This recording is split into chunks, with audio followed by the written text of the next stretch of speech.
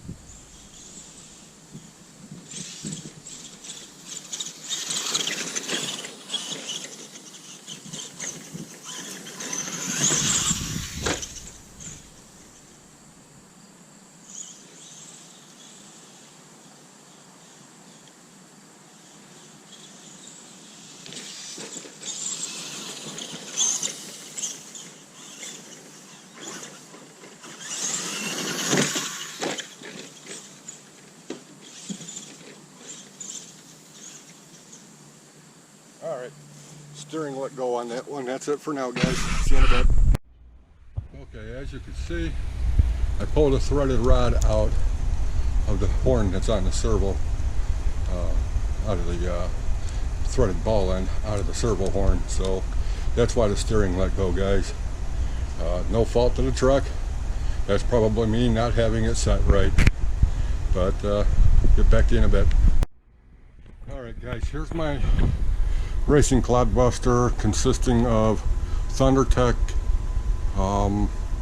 Ripper Pro chassis with the optional billet aluminum sway bar links, I guess you can call them. Got a beater Ford body on it. It's got Proline wheels and tires. I'll have to look those up because they are discontinued, and I was using my old Futaba radio system, which is the same one that I used when I was actually racing these at our local hobby shop. Let me get into the truck a little bit more. I'll be right back. Okay, as you can see, the shocks mount totally different than say like the TXT-2 Agrios. They mount right on the lower links, and the lower links is another spot where the a modified clodbuster and a TXT would differ. Flip the sucker upside down here.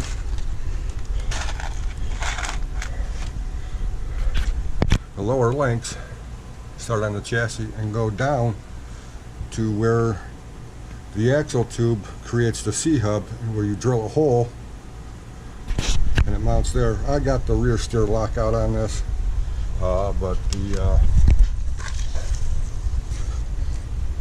there's a better look at the linkages and stuff that broke off. Apparently maybe the threaded rod's not long enough. I may have to come up with another situation for that. This is running 2S Lipo, old Novak Super Rooster ESC. No Lipo cutoff because Lipos weren't around when that came out, but it is up to 10 cells and no motor limit.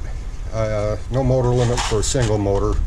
I think it's supposed to be maybe 13 or 16 turn if you run them in parallel, which is what I'm doing. At two 13-turn Trinity speed gems in parallel, running on a 2S because 3S does not fit in this chassis. Other than that, it's a good kit. But the only thing on here left is clodbuster axles and the axle housings, axle tubes. Everything else is all custom. Not custom, but you know, aftermarket. Let me compare this to the TXT-2. Give me a second.